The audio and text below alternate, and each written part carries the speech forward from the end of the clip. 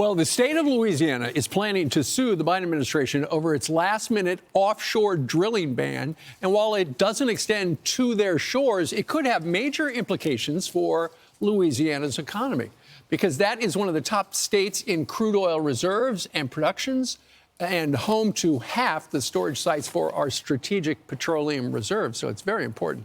Here to discuss this pending lawsuit is Louisiana Attorney General Liz Murrill. Liz, good morning to you.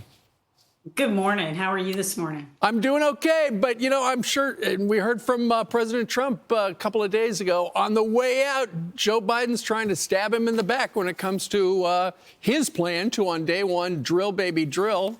Now with Joe Biden, it's kind of like, yeah, you got to go to court first.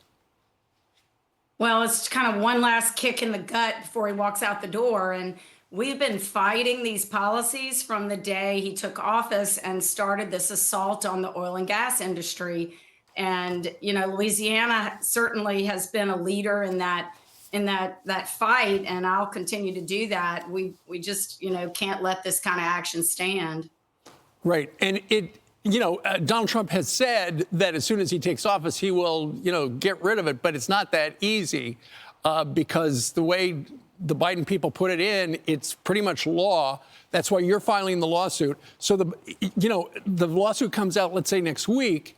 The Biden administration would defend their position in court. But then when Donald Trump takes over, suddenly you got the Trump people at the DOJ. That's probably going to be a different outcome, you would think.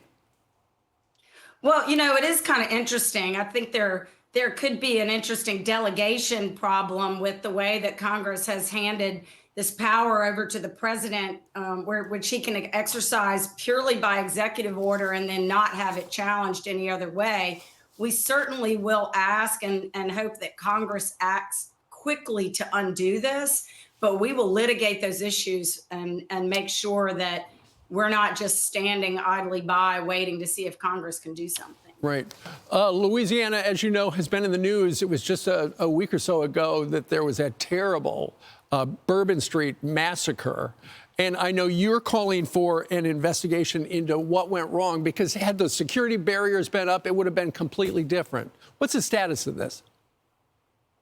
Well, my review is just starting, and that's going to be a methodical process of collecting documents and interviews and looking at other studies that have been done in that area to kind of get a better understanding of how we got here, kind of inside the political and legal and cultural structure in New Orleans. And I think that, you know, what we want to do is kind of walk through it carefully and see all of the different influences that kind of led us to the place that we are at today. And I can tell you that there's substantial changes that have been put in place leading into the Super Bowl, but we want to make sure that we're making some permanent changes when all those federal resources are gone. Absolutely, because that one of those fixed barriers was broken for a very long time. Everybody knew it wasn't working, and that is the vulnerability that the driver took advantage of.